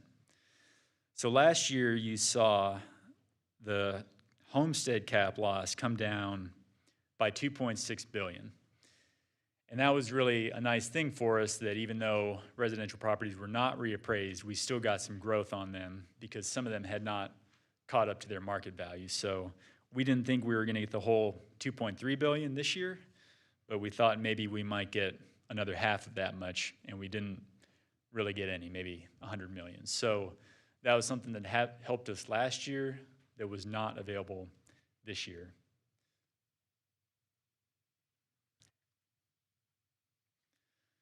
So I'm going to move into our tax rates that we need to report on. So I'll talk about what each tax rate means, but I just want to say again, these are all based on this really long worksheet. I think it's 80 steps maybe, or if you count all the sub-steps, it's more than that. And so there's not really any of our judgment baked into these. This is really highly prescribed about everything we have to count: new construction, TIF values, annexed property, all of that, and that all goes into calculating these. So the first one of these, and I'll start with, there's our flat rate. So our current tax rate is 67 cents for every $100 of taxable value. So the first one, the no new revenue rate, is the rate that's supposed to produce as much revenue on the same properties which are taxed in both years. So given that we saw a decrease in our existing property value overall, it shouldn't be a surprise that our no new revenue rate this year is actually higher than our current tax rate. We saw that as well a couple years ago, and that's a funny result, but when you have low values compared to last year's values, that can happen. And the next one is the voter approval rate, and this is what would typically be the highest tax rate that you can adopt without going to an election before you get into everything with the increment. I'll talk about that on a future slide. So if it hadn't been for our unused increment from past years, then our voter approval rate would be 70.35 cents. So that would be about 3.3 cent tax increase. But because, as I'll get into, in a lot of past years, we didn't go up to that voter approval rate, the state gives us credit for that, and we get to basically bank some of that into what's called unused increment. And so we have $78.5 million of revenue that gets to go towards our unused increment.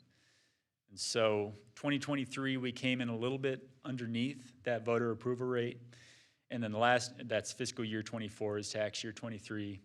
And then the last 2 fiscal years, we came in pretty far below that voter approval rate. And so just from those 2 years alone, we have a little bit over $70 million that is money that goes into our unused increment. So that makes up that difference of 6.5 cents between the voter approval rate and the voter approval rate with increment. And so that 76.9 cents is as high as we could go without an election.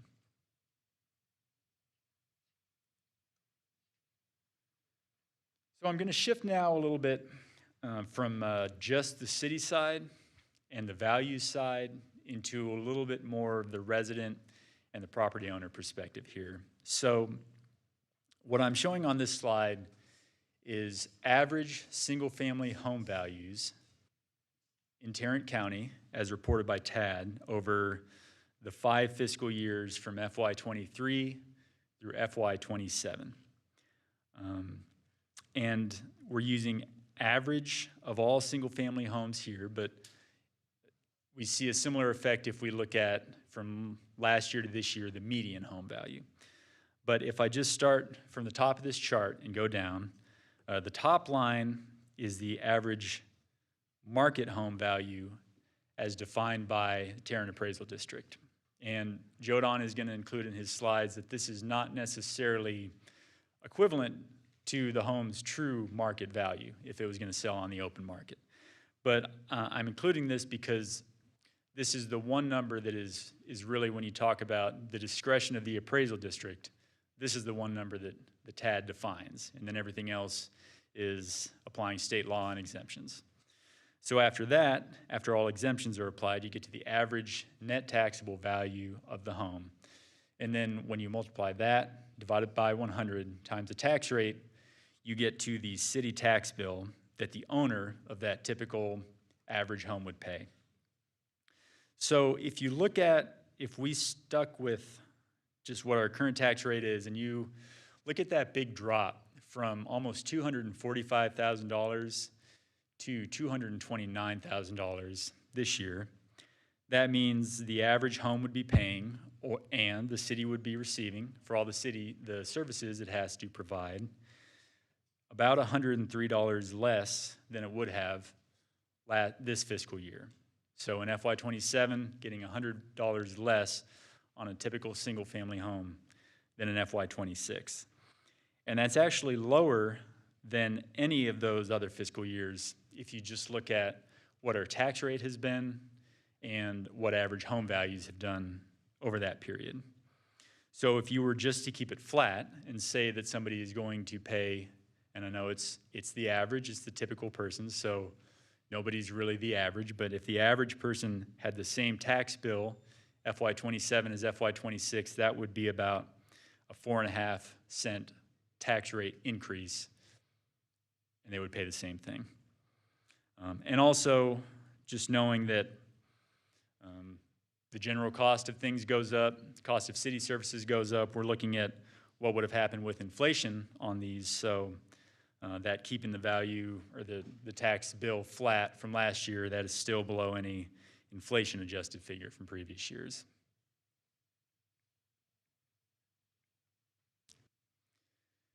And then kind of a similar exercise, probably won't belabor the point, but if you apply the average home value last year, and now we're looking at all appraisal districts, not just TAD. So if you look at the average across all 4 counties, first you have just what our current FY 2026 is, where the average home would be paying about $1,652, and if you applied either the flat rate or the no new revenue rate, or went up to that first voter approval rate, there would be some degree of a decrease in that tax bill. And these are the same rates that I told you about a few slides ago.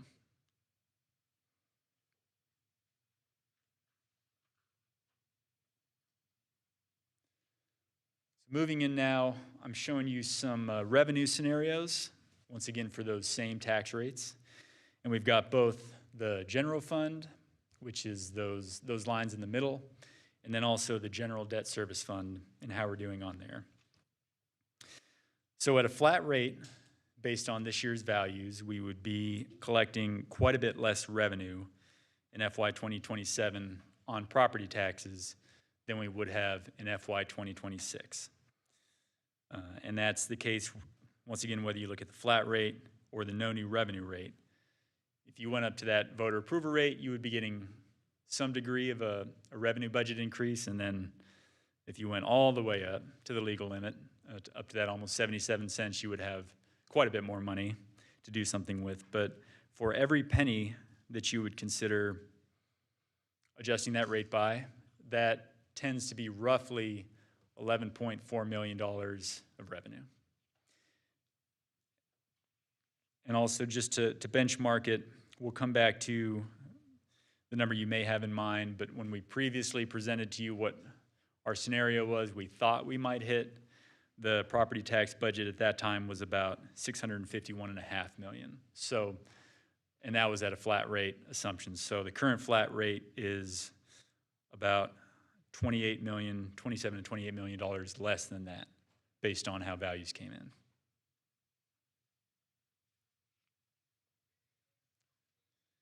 Okay, and then this is more about our revenue budgeting.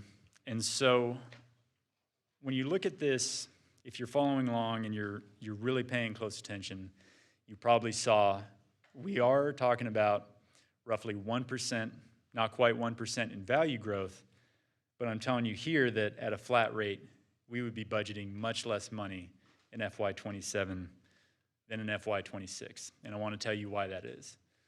So historically, just an internal assumption, we're not talking about the truth in taxation, but when we set our revenue budget, we look at our values and multiply that by the tax rate and make our other adjustments, we've assumed that we were going to get 98.5% of that levy. And that's to account for the fact that some tax bills won't be collected by the assessor collector. And then there's also things that happen, a little bit of is late filed exemptions, but the majority of it is that even if properties are not successful in protesting, those can still go to litigation. And on a very large property, the amount that you could win, lowering your tax bill compared to the cost of litigating, it's usually a pretty good proposition to go after that. So in FY26, after coming under our revenue budget for a couple years, we took that 98.5% down to 98%. But we're still forecasting pretty far below our revenue budget. And so we've looked at, both throughout last year and throughout this year, what we seem to be losing to litigation mid-year. And we were losing a little bit a few years ago. So you talk about, look at FY 2022, we think we lost about $1 billion from the time that we got certified values to when we had finished collecting everything that was levied for that year. But that went up a lot in FY 23, going up per year to the point where so far in FY 2026, we've lost about $3.5 billion of value to those various sources, most of it being litigation or arbitration. So next year, instead of doing this, should it be 98%, 97.5%, we're just going to assume that we're going to collect 99% of tax bills, but when we look at our values overall, we're going to take that down by $4.5 billion to assume that we're going to lose that value to litigation next year. So to put it in kind of consistent terms, this year we used 98%.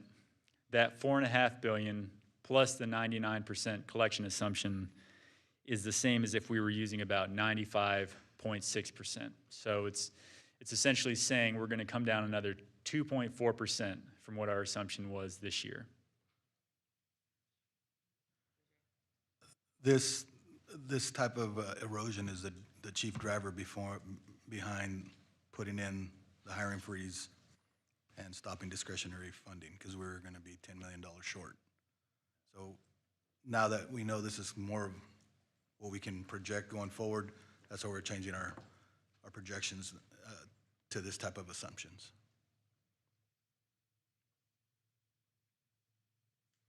All right, so if I start to wrap this up before pivoting over to Tad's role and Jodan's presentation, I'd really sum this up in two different challenges that are each acting separately. So the first one right now is the appraisal process. When we look at what we're getting year over year in values, and we look at how the city is growing, sometimes it seems like it's kind of hard to reconcile those two things. So with Tarrant Appraisal District's reappraisal plan, most of that erosion is due to the single-family protests. And that's on top of values that haven't been reappraised now since tax year 2024. Multifamily and commercial property are also performing pretty poorly this year, and they're not subject to the appraisal plan, but that's just how the appraisals came in. And as I was describing in the last slide, and also Jay elaborated on, those falling values mean that the city's going to earn less revenue on many properties despite the city's costs rising across the board. And then on the revenue budget side, the value loss from those litigations that happen after certification, so after the values that we base our budget on, means that we're not actually getting the revenue that our tax rates and our values say that we're going to get. So accounting for those mean that we're going to have a smaller revenue budget even if values and tax rates are flat. And this is almost, I think, identical to one of Jodan's slides, so I'm not going to go into it too much, but I'll say that you can see how the protest volume is increasing every year, and this is exogenous to anything that TAD is doing. People are just protesting more, both as individuals and also backed by agents that are supporting those protests. And Jodan's going to tell you about the way that state law is applied and what he calls an equity spiral. So that's essentially that maybe somebody's had a really good reason that their property value has been lowered, but that kind of opens the door without anybody really having to make a case for themselves for all of that person's neighbors on the basis of equity alone. And then next year, we don't really expect this trend to go down with volume of protests, especially in the midst of reappraisals. So I don't like the numbers. I don't like the numbers one bit, but who I do like is Jodan and his staff. And with these numbers that we've gotten these past couple years, and especially the last month, we've really hit Jodan hard for a lot of, I would say, questions. He would probably say demands for data and everything else, and they're really quick about answering those, so I appreciate that. So pending any questions from you all for me, I'm going to give him the floor. Brady, maybe this is a question for you, Jay. Can you go back to slide 11 for me real quick? And as we go through the next couple rounds of budget conversations, I think it'd be helpful for me, and I think some of the general public too, when we look at the different rates that are up here. Will we have any kind of, or can you run scenarios on the different tax rates and what that would look like with all of the proposed fees that we have too? Because we're taxing people one way or another way, we're just naming it different things. And I think it'd be helpful to understand, like I'll use street maintenance fee, for example. How does that play in or offset if we go to a higher tax rate? Okay. So can you just put that on a to-do list for me, so when we go into these budget meetings, I think just be helpful to have some of those scenarios we can run through and better understand where we're actually taxing people when we start talking about tax rate. Good. Yeah, you can. Anybody else questions for Brady before we ask Jodan to come up? Okay, thanks, Brady.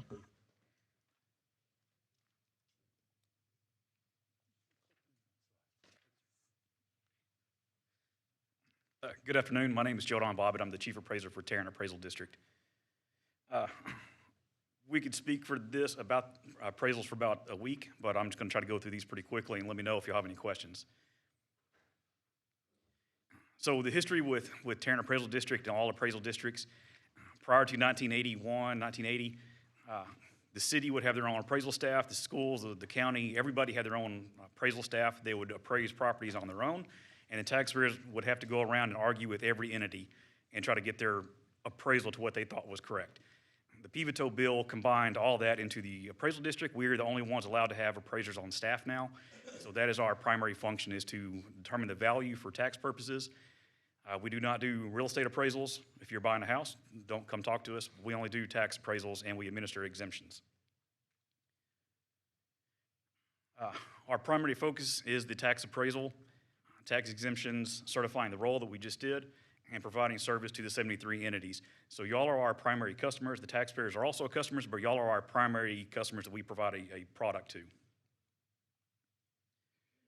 The board of directors, their primary duty is they select the board chair and secretary, they adopt the reappraisal plan, they adopt a budget, they approve any contracts, they hire and fire the chief appraiser, they appoint a taxpayer liaison officer, and they appoint the appraisal review board members. The appraisal review board members are taxpayers, just like anybody else. They're not experts in tax or property. They are usually retired people that come in that have an interest. Most of the time, they have been upset by the appraisal process at some point in time, and that's why they have come in and they want to help, resolve that.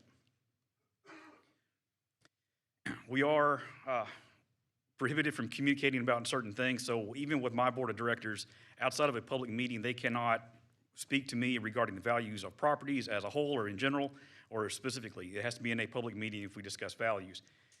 It is a Class C misdemeanor if they try to influence the values. For tax entities, it's also a Class A misdemeanor. So if for y'all to tell me that I need to raise the values, that would be a criminal offense. So in general, we can talk about numbers and why they are how they are, but y'all can't tell me raise them or lower them or do whatever. So that's just a polite warning. Constitutional requirements. Article 8, taxation has to be equal and uniform. And if you get into lawsuits and cases, the courts will tell you that's probably a primary versus we have to be at 100% of market value. 100% of market value is our goal, but that takes a second seat to being equal and uniform. The way we do equal and uniform is we use similar appraisal processes to appraise similar properties. So if we're looking at commercial properties like a hotel, then we appraise all hotels using the same methodologies. We wouldn't use those same methodologies to appraise a home, a residence homestead.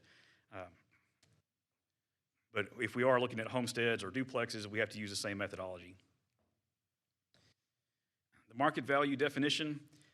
Market gets used a couple different ways, but the actual definition of market value is the price at which a property would transfer for cash or equivalent under prevailing market conditions if exposed for sale in the open market for a reasonable amount of time. Both the seller and purchaser know of all the potential uses, and both the seller and purchaser are seek to maximize their gains. So people will come in and they tell us their house isn't for sale, and that's not what they bought it for. Well, it's not what you purchased your property for. We have to determine what the property would sell for if you were to put it on the market on January 1st of any given year. Uniform and equal is referred to in a couple times. It's in the Constitution. It's also referred to as equity. In Chapter 41 and the protest section of the tax code, people are allowed to protest the market value of the property or the properties are appraised unequally compared to other properties that are similar. In Chapter 42, which is litigation, it gives 3 methods to determine if a property is appraised unequal. The first 2 rely on determining an appraisal ratio of the property, which is hardly ever used. The third option is basically relying on you take a comparable number of, or a reasonable number of comps, and you make appropriate adjustments. There gets a lot of debate as far as what is a reasonable number of comps and what are appropriate adjustments. For us, if we're looking at an income property, then we typically only look at the income or characteristics of that property. But a tax agent may come in and say, well, this property's brick, even though the one next door has the exact same rental rate, it's stucco or some other exterior siding, and they want to make adjustments for that or this, next to something else on the street, even though the rent may be the exact same. And so you get 15 different versions of how to adjust for equity, and it ends up, like Brady was talking about, it creates an equity spiral. So a valid reason can lower the value of a property, and then that gets lost as to why that property was lowered, and then it just kind of spirals. And especially after a 3-year reappraisal plan on a residence homestead, the values, when 30% of the homes have been protested, we slowly just get this equity spiral down where the values just erode over time, and we don't have a chance to get them back up. Mass appraisal is basically using schedules and statistics to determine what a property would sell for. We list the condition of the property, the size of the property, and the construction style, and other features and characteristics. You put that into a system that generates a value for our properties, and it should be consistent across all properties. Then we also look at sales to make sure that the values that we generate are comparable to what is actually going on in the market. So the equity spiral, this is what I was talking about a minute ago. So as the value, it could actually be reduced based on actual market value of what the property would actually sell for. It could also be based on one guy's house or one guy's property he thinks is worth 100% of market. He might be fine with that, but his neighbor he thinks is at 95% of market, and he may pull in 4 other comps that he thinks are at 95% of market and use that as evidence and proof that we should lower his to 95% also. Like I said, you can make those adjustments, and there's no real way that's defined in the tax code or the law that says how you have to make those adjustments. And so it's whatever adjustments they can justify to get their value lowered.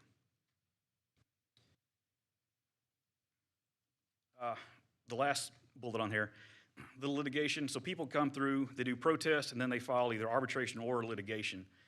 A lot of the tax agents, they want to be the last to come see us during the protest process, but then they also want to come file a lawsuit because that gives them a second bite at the apple, and they want to be the last guy in to get their litigation resolved, because that just gives, they can take all the previous settlements and court cases and anything else and use that as evidence to further reduce their value. This is a slide for protest growth. And so I went back to 2018, and what you'll see, the owner protests are pretty much the same for the last 8 years. So we started off with 57,000 owner protest, and now we're at 67,000. So not a whole lot of change. But the tax agents we're up almost 2.5 times the protests we had 8 years ago. This is kind of a trend going across the state. So we continue to expect seeing another 10% growth or more in the future years. And considering that next year is a reappraisal plan, we will be reappraising for 2027. We may even see more than a 10% increase in the protest next year. Arbitration and litigation. If you're a large commercial business, now I think the limit is $5 million. So if your property is under $5 million, you can file arbitration. There's no discovery. There's basically, once they file, we have like a 45-day settlement period where we can exchange evidence and discuss the property. Once it goes to the arbitrator, then we don't know what's going to happen. We can look at previous arbitration cases and kind of have an idea. But a lot of times what we look at is how strong our case is, what the property owner's case is, and just in general, what we think the arbitrators are doing. From year to year, you can kind of see patterns. Sometimes arbitrators will just split the difference, and we have to pay the fee. Sometimes they'll kind of lean towards the taxpayer, and sometimes they lean towards us. And so it changes from year to year, but we try to mitigate that risk and resolve what we can if we can get to a reasonable value. Litigation is kind of similar. That keeps going up about 10% per year, and if you're a large company, it's really a no-risk situation. You might as well file a lawsuit, see if you can get it reduced. Most of them will. We do get some that non-suit within the first several months. Most of our lawsuits we're able to get resolved within about a year. The risky part for us for litigation, the attorney's fees. If we lose a lawsuit, we have to pay the attorney's fees. If we win, if we prevail, there are no attorney fees recovery for us. We end up having to pay our attorney, and so it can get very expensive. I think the limit is $100,000 or the amount of decrease in tax liability per property per year in a lawsuit. And so it can add up quite quick. So when our guys, we end up with, we're pushing 2,000 lawsuits, I think, annually right now. And we resolve most of those, and the historical averages have been about 15%, is what we typically see.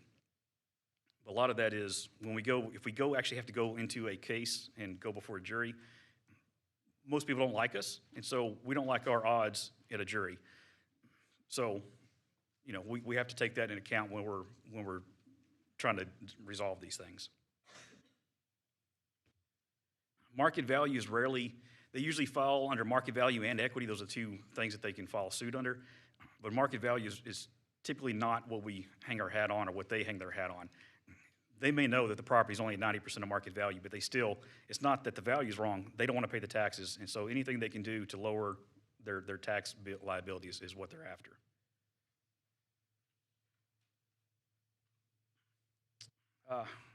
Here's a quick 2027 market outlook from Texas A&M Real Estate Center in Redfin.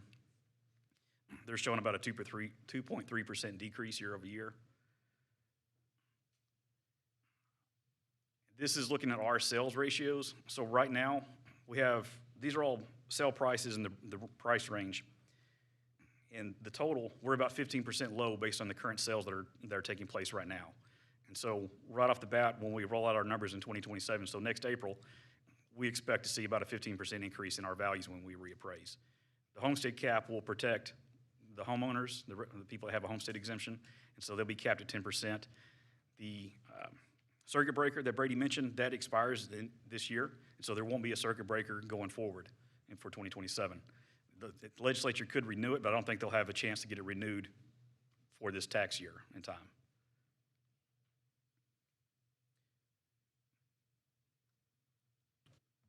So those are my, try to go through pretty quick, but if y'all have any questions. Thank you, Joe Don. Questions from council? Councilmember Beck? Yeah, I just, are there any other counties in Texas that appraise the way TAD does in this every other year cycle? Parker has been doing it for quite a while. The market is typically slower in Parker, but they didn't try a 3-year. They were doing a 2-year cycle, which could potentially work. So if the market is, so I guess the rate, the speed at which you reappraise values would be largely dependent on the speed of the market? Yes, ma'am. Okay, so is Tarrant County is not speedy enough to appraise every year? It was a policy decision by the board, and the thought at the time was that the market would be pretty flat when we entered into the reappraisal plan. Has the market ever been flat? It was kind of forecasted that way when this started. Has it been flat? Not in the last 10 years. So this started last year? The reappraisal plan was passed, I believe, in 24. 24. So in the past 10 years, we haven't been flat.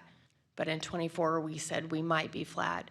And so we're going to do this 3-year appraisal cycle? That's what the campaign, the elected officials, that's what they campaigned on. Okay. All right, appreciate that. Thank you. What does it look like in Dallas County? They reappraise pretty much every year. Okay. And as a result, what have their appraisals looked like? I haven't really kept track of what their appraisals are. Yeah.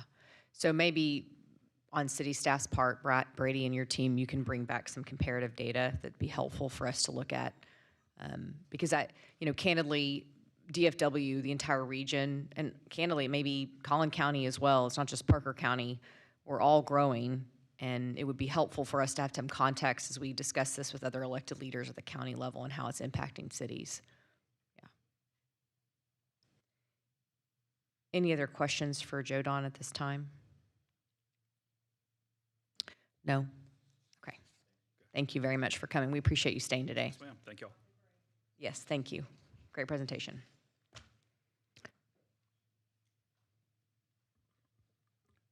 Brady, do you have any more slides?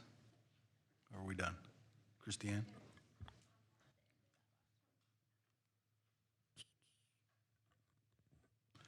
Joe Don, before you leave, I wanted to say thanks for coming in. Yeah, we do appreciate it. Yeah, that's the one.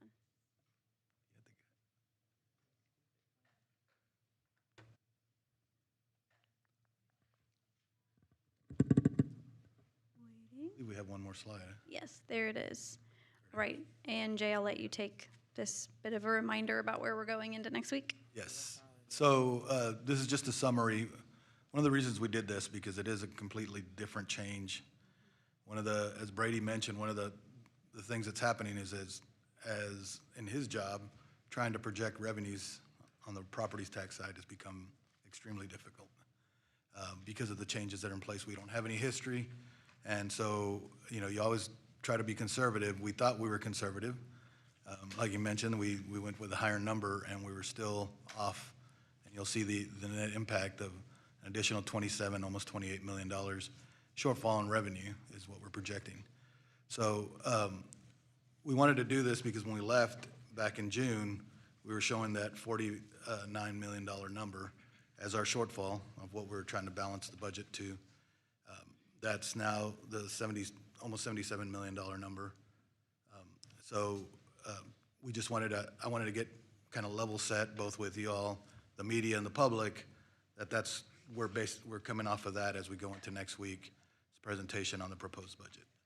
And as Christiane mentioned, we're in the final throes of finishing all that up. We did receive these numbers about a week and a half ago, more or less. So it really changed where we were, and so we had to come up with additional ways to potentially save, looking at potential tax rate increase, all those kind of things to try to get to that final number. And so we'll have that presentation next week. But this was kind of just to get a level set of when we left in June and where we are going into the budget next week. Christiane, you may know this off the top of your head, having lived this last several months, but if you look at slide 33 that's in front of us and the projected shortfall of almost 77 million, if you go back and look at possible scenarios of voter-approved tax rate, increase in the tax rate, how does that number change based on those decisions that council's going to have to make? Yeah, so the July scenario is built on a flat tax rate, so 67 cents. Okay. So anything you were to adopt above a flat tax rate would make that $77 million, it would reduce it. And every 1 cent, like Brady mentioned, is about $11.5 million. Okay. And so if you do that kind of quick math, okay, that's how you could step that gap down. And Jay, is that a part of your presentation next week? Yes, we'll be going through that, and I'm not recommending a 7% or 7 cent increase in the property tax rates, just so you know, because that's what it would take to cover that gap just off the top of my head. Okay. Is there anything else the council would like to see as a part of presentation next week after today's presentation, or proceed as planned and make changes accordingly? Yeah, so we'll be recommending, under state law, we have to have a balanced budget. My job is to bring forward a recommended balanced budget. So it'll be balanced. We'll go through, you saw the revenues today, so we don't have to do a lot of revenue side, but we'll go through the expenditure side.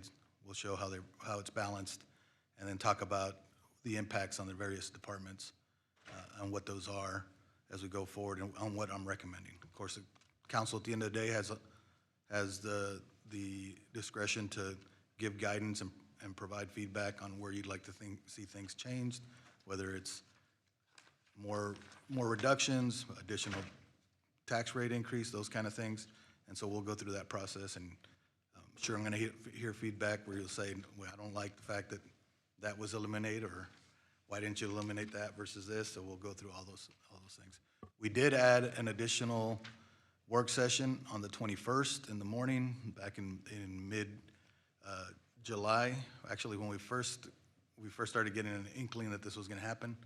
And it's a 3-hour one because we thought you might want to have those discussions. So after next week, based on the council, we can decide whether or not we want to keep that one or not. We have other shorter work sessions on Tuesdays, but we didn't have any longer work sessions, and so that was put into place. Should be on your calendars. Mayor, I have a question. Yes, sir. Councilman. So you're saying our budget deficit went from 50 million to 70 million?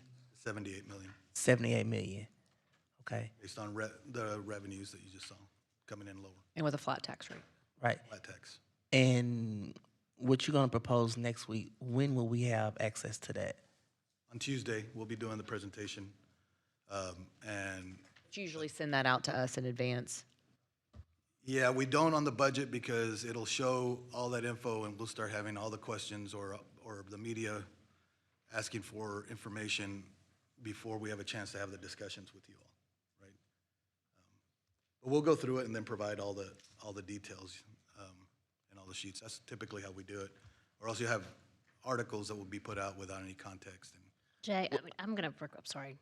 I want to request to have that information in advance because I think we can come up with more thoughtful questions. I mean, I think we know what the context is. We know we're going to have a discussion about it. You're going to walk through it, but I think it's helpful for some of us to have it in a couple days in advance. We can at least understand what we're looking at when we come to Tuesday.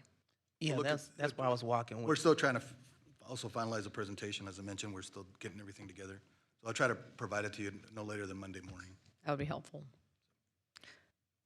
Anyone else? Okay. Thank you, Christine. We appreciate you and your team. Okay, our last presentation, council, is an update on data center regulation, and Jess McEachern is going to walk us through.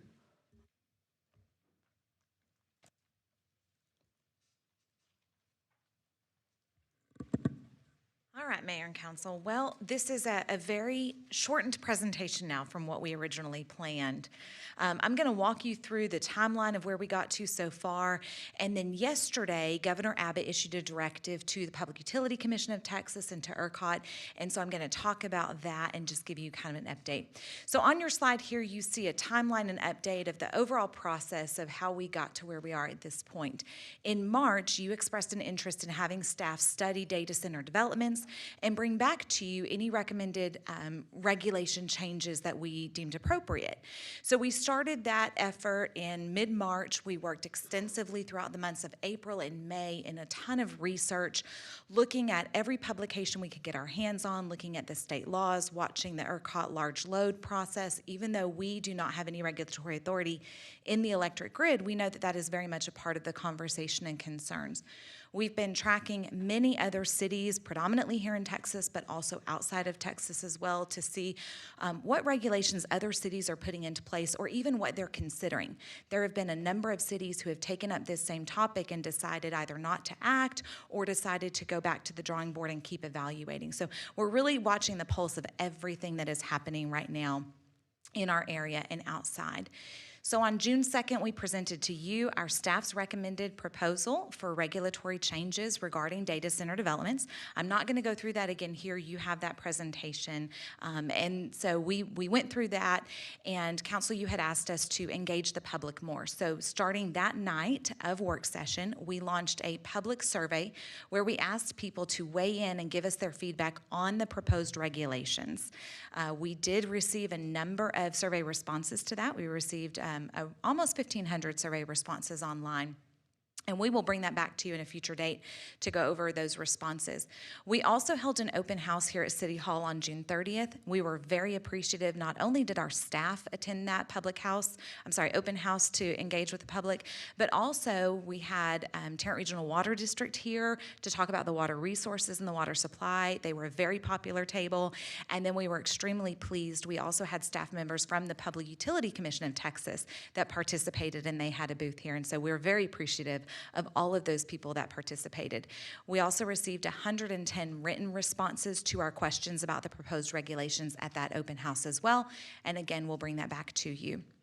The week after the June 2nd work session presentation, I emailed the full presentation that went to you with all the proposed regulations, along with a link to the council work session. I sent that to the Zoning Commission in order to give them a heads up that this would be coming to the Zoning Commission in July at their meeting, and to let me know ahead of time if there were any questions. On July 8th, I attended the Zoning Commission meeting with our staff, and we covered with the Zoning Commission the proposed zoning regulations only. Again, we also limited that presentation to just zoning, since that is the purview of the Zoning Commission. We presented that in their work session meeting in the morning and then in their open session in the afternoon.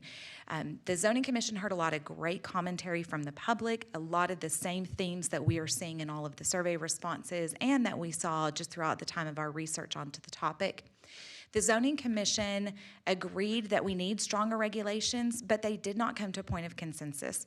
So at the time, their discussion was thinking that all the other regulations were going to move forward with council in August, and they did not want the zoning piece not to move forward as well.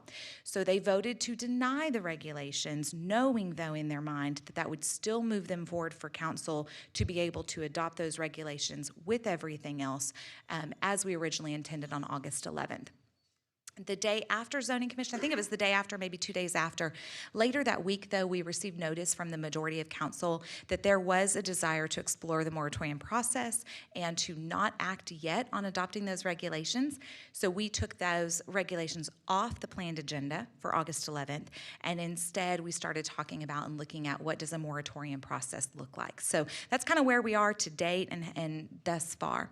Now, yesterday, this is a very fast-moving topic, and there are lots of changes constantly. Yesterday, Governor Abbott issued a second letter, a directive to Public Utility Commission and to the Electric Reliability Council of Texas, directing them to conduct a full, comprehensive verification and audit of all data center projects in Texas that are in the approval process, and not to approve any more connections to the grid, to the electric grid, until this audit is complete. That letter laid out 5 key pieces of information, which you see on the slide here, that the governor is requesting the Public Utilities Commission and ERCOT to obtain. That includes financial information, focusing primarily on responsibility for who bears the cost for all of the infrastructure upgrades and extensions that are needed, but also looking at incentives both at the state level and local level. It includes information on power supply, generation, peak demand, and where the source of that power supply would be coming from. Same for water. Focus on what types of cooling technologies these proposed data center developments are going to be looking at. Also looking at neighboring property impacts, including noise mitigation plans, setbacks, anything that the development is proposing in order to ensure that it is not negatively impacting surrounding properties and communities. And then finally, to look at project ownership and controlling interests. Now, this letter came out yesterday. We saw it about mid-afternoon or so. So we are taking a step back to evaluate what does this letter mean and what impact does that have on us, because if a project can't get approval to connect to the grid, we don't know really then what does that timing look like to move forward. So at this time, I'm just going to say we're evaluating. We're getting some more information. We're trying to really understand what does that mean, what projects are already approved, what projects are now going to be subject to this review and audit before they can get their approval process. Okay. So with that, any questions or discussion? Thank you, Jess. Questions or comments from council? No, we appreciate you. Okay, thank you y'all. very much. Council, future agenda items before we move back into executive session? No. Okay. Work session is adjourned and we'll move into executive session. Thank you.